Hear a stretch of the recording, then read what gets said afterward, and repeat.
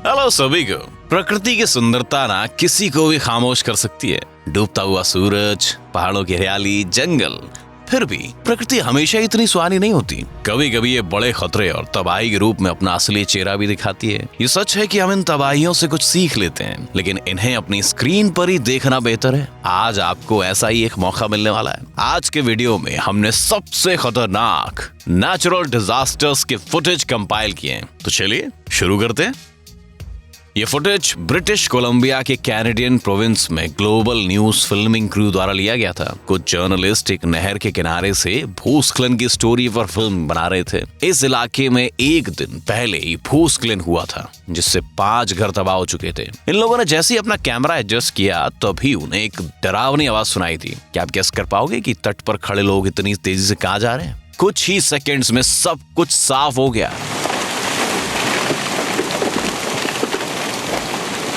एक और भूस्खलन हो रहा था, जो अपने रास्ते में आने वाली हर चीज को तबाह करते हुए आगे बढ़ रहा था। मिट्टी का तेज बहाव रास्ते में आने वाले बड़े बड़े पत्थर, लकड़ियों के टुकड़े और पेड़ों को इस तरह गिरा रहे थे मानो वो किसी माचिस की तीली की तरह हो। आप देख सकते हैं कि कितना डरावना था। छोटी बोट बिल्कुल आखिरी टाइम पर वहां से बच के निकल पाई। मलबा लगभग उसे निकलने ही वाला था। जानकारों के मुताबिक तेज बारिश और बर्फ के देरी से पिघलने की वजह से ये हादसा हुआ था। कुछ टाइम बाद अथॉरिटीज ने बताया कि जंगल का एक बड़ा हिस्सा गायब हो चुका है और अब वहां सिर्फ मिट्टी दिखाई दे रही है। ये ऐसा लग रहा था मानो किसी ने जंगल में एक बड़ा सा रेजर ब्लेड चलाया हो।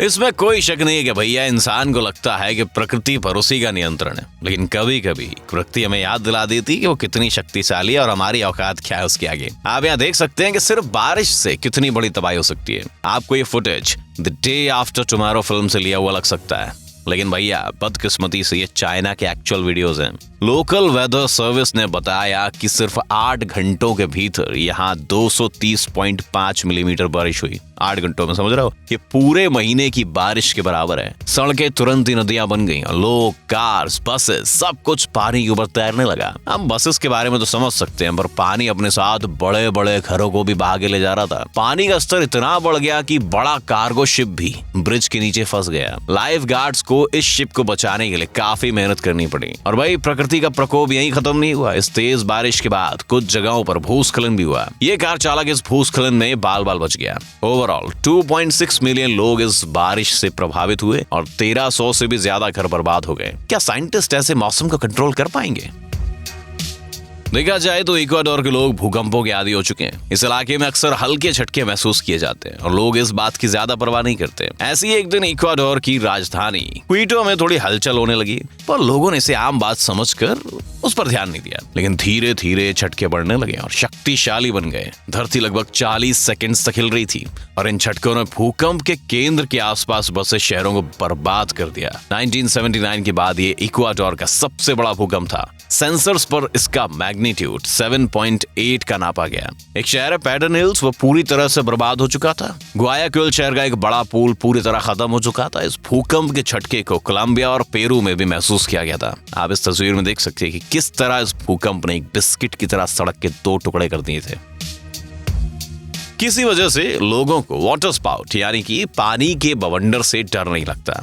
लोगों को लगता है कि वो आराम से किनारे पर बैठकर इसे देख सकते हैं, लेकिन सच ये है कि ये टॉर्नेडोज बेहद ट्रिकी होते हैं। पहली बात तो ये है कि अचानक आते हैं और धीरे धीरे शक्तिशाली बनते जाते हैं। दूसरी जरूरी बात ये है कि ये पानी से जमीन पर आ सकते हैं और एक तबाही भरा टॉर्नेडो बन सकते हैं। अगर साउथ कैरोलिना के बीच पर आए लोगों को ये बात जल्दी समझ में आ जाती तो शायद ये पहले ही दूर भाग जाते, लेकिन उन्हें इस बात को समझने में थोड़ी देर हो गई और बिल्कुल आखिरी टाइम पर उन्हें अपनी जान बचाने के लिए वहां से भागना पड़ा। इस वीडियो में आप देख सकते हैं कि कैसे कुछ ही सेकंड्स में हल्के से चलने वाली हवाएं खतरनाक टॉर्नेडो बन गई। अगर आप अपने वेकेशन पर ऐसा कुछ देख लें तो जल्द से जल्द एक सुरक्षित जगह पर जाकर छिपना ही बेहतर होगा।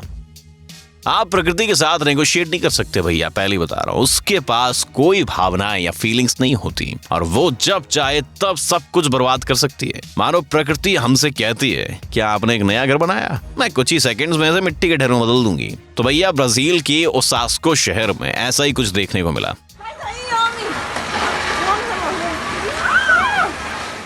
जिस आदमी ने ये वीडियो शूट किया वो आराम से घर की खिड़की से बाहर देख रहा था। तभी अचानक एक भूस्खलन ने सैकड़ों लोगों से उनका घर छीन लिया। एक्सपर्ट्स कहते हैं कि मजबूत कंस्ट्रक्शन से आप ऐसी तबाही से बच सकते हैं, लेकिन क्या हम कभी प्रकृति की ताकत का अंदाजा लगा पाएंगे? प्रकृति ने इंसानों को कई बार हराया है, लेकिन कभी कभी इंसान भी इसका डट के सामना कर लेते हैं। अब आपको ले चलते हैं भारत के उत्तराखंड में और देखते हैं कि किस तरह एक बस भूस्खलन के प्रकोप से बच गई। यहाँ आप देख सकते हैं कि इन पहाड़ों से आ रही मिट्टी की बाढ़ ने इस बस को अपनी चपेट में ले लिया। कुछ लोग कह सकते हैं कि बस ड्राइवर को ना गाड़ी वहां से पीछे निकालनी चाहिए थी, पर इस बात की पूरी आशंका थी कि पीछे भी वो इस बाढ़ की चपेट में आ सकता था। ओ गजब, माय गॉड, फिर जाएगी नीचे वो। लेकिन बस ड्राइवर के दिमाग में कुछ और प्लान्स थे। उसने उस मलबे पर गाड़ी को ठीक से कंट्रोल किया और मिट्टी के साथ बस का संतुलन बनाए रखा। इस दुर्घटना में किसी को कोई चोट नहीं लगी। सिर्फ एक ही प्रॉब्लम थी कि अब बस को गहरी खाई से ऊपर खींचना था।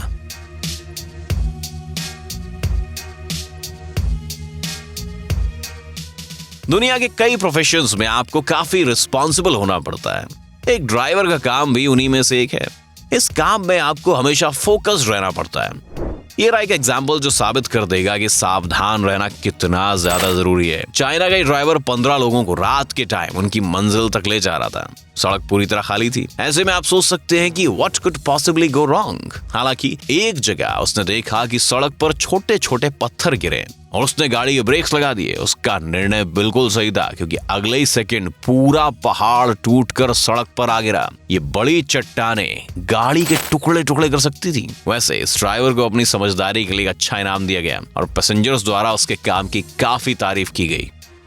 हमारा जो अगला फुटेज है ना, कमजोर दिल वालों के लिए बिल्कुल भी नहीं। अभी भाग जाइए। पहले आपको थोड़ी जानकारी देते। ये घटना चाइना में हो रही तेज बारिश के कारण हुई थी। चाइना के दक्षिण में हुआनजियांग शहर में बाढ़ से भारी तबाही हुई। पानी का स्तर इतना बढ़ चुका था कि इसने एक तेज बाढ़ का रूप ले लिया। पानी का बहाव अपने साथ पेड़, लकड़ियों के टुकड़े और इस औरत को भी बहा ले गया। इस औरत ने जैसे तैसे एक लकड़ी के टुकड़े को पकड़ रखा था। हम उसके चेहरे पर उसके हुए शारीरिक और मानसिक आघात को समझ सकते हैं। थोड़ी दूरी पर कुछ लोगों ने इसे देख लिया और एक पूल से इसके लिए लाइफ लाइन फेंकी, लेकिन ये औरत इसे पकड़ नहीं पाई। लेकिन खुशकिस्मती से इसके कुछ ही देर बाद लाइफ गार्ड्स ने एक छोटी बोट से उसे पानी से बाहर निकाल लिया और इसकी जान बचा ली।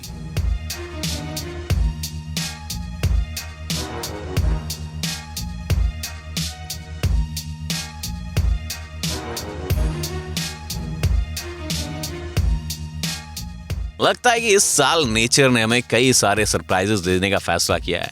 हेलस्टॉर्म यानी कि ओलों की बरसात साउथ अफ्रीका में अक्सर होती रहती है, लेकिन कुछ दिनों पहले जो हुआ उसे लंबे समय तक भुला नहीं सकते। पीटर मैरिट्सबर्ग के निवासी हर रोज की तरह अपने काम में लगे हुए थे। तभी अचानक टेनिस बॉल के आकार के गोले उन पर गिरने लगे। आपको ये सुनने में मजेदार लग सकता है, पर इनमें से कुछ आपकी जान भी ले सकते हैं। इन फोटोज में आप देख सकते हैं कि इनमें से कुछ बेहद शार्प है। It's a real weapon of mass destruction. ये बारिश कुछ ही मिनटों के लिए चली, लेकिन इसने लगभग 18 घरों को और कई कार्स को भारी नुकसान पहुंचाया। हालांकि जब ये सब खत्म हुआ तो कई लोग सड़कों पर आकर इनके साथ खेलने लगे। लेकिन अगर मैं वहां पे होता ना आपके साथ, तो बिल्कुल भी आपको ऐसा करने की सलाह नहीं देता, क्योंकि नेचर कभी भी अपना रंग बदल सकता है। अजीब बात यह है कि साउथ अफ्रीका के मेटेरोलॉजिकल सर्विस ने इस बात पर कोई कॉमेंट्स ही नहीं किया। दुनिया के सबसे डरावने नेचुरल डिजास्टर्स के फुटेज में से ये सबसे ऊपर है। जापान के इतिहास में सबसे शक्तिशाली भूकंप आया था, मालूम है ना? इसका मैग्नीट्यूड 9.0 से 9.1 था। अब सोचिए आप, जापान ने पहले भी ऐसे भूकंपों का सामना किया है, लेकिन इस बार भूकंप ने अलग ही दाव खेला था। इसका सेंटर जापान के तट से 70 किलोमीटर की दूरी पर समुद्र के बीच में था। बस लगभग 1.5 घंटे बाद सुनामी की पहली लहर इस देश से टकराई और सब कुछ बर्बाद कर दिया। इस सुनामी ने पूरे प्रशांत महासागर में तबाही मचाई थी। इसने चिले के तट को भी बर्बाद कर दिया, जो जापान से 17,000 किलोमीटर दूर है। वहां पर भी सुनामी की लहरें 2 मीटर तक ऊंची थी। जापान के कमाशी शहर में तो ये लहरें काफी बड़ी, यानी कि 7 मीटर तक ऊंची थी। इस सुनामी ने आसानी से जापान के डिफेंसिव कंस्ट्रक्शंस और डैम्स को पार कर लिया। इसके बाद ये शहर के बीच पहुंच गई और रास्ते में आने वाले सारे घरों, गाड़ियों और यहाँ तक कि एरोप्लेन्स को भी अपने साथ बहा कर ले गई। ये सुनामी धीरे धीरे फैलती गई और आगे बढ़ते हुए अपने रास्ते में आने वाले हर छोटे गांव और कस्बे को इसने बर्बाद कर दिया। हम सिर्फ उम्मीद कर सकते हैं कि दोबारा इस तरह की तबाही ना हो।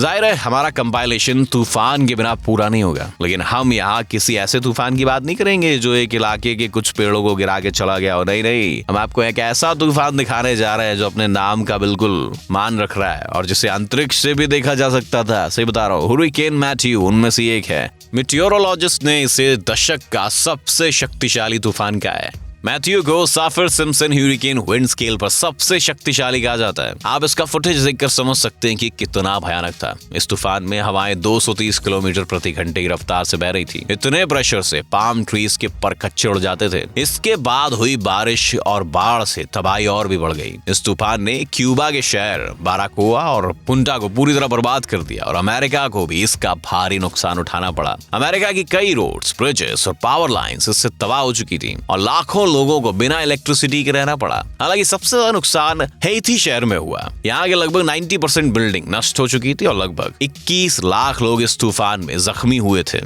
हम उस दिन का बेसब्री से इंतजार कर रहे हैं जब साइंस हमें आने वाली तबाही की पहले एक वार्निंग दे पाएगा।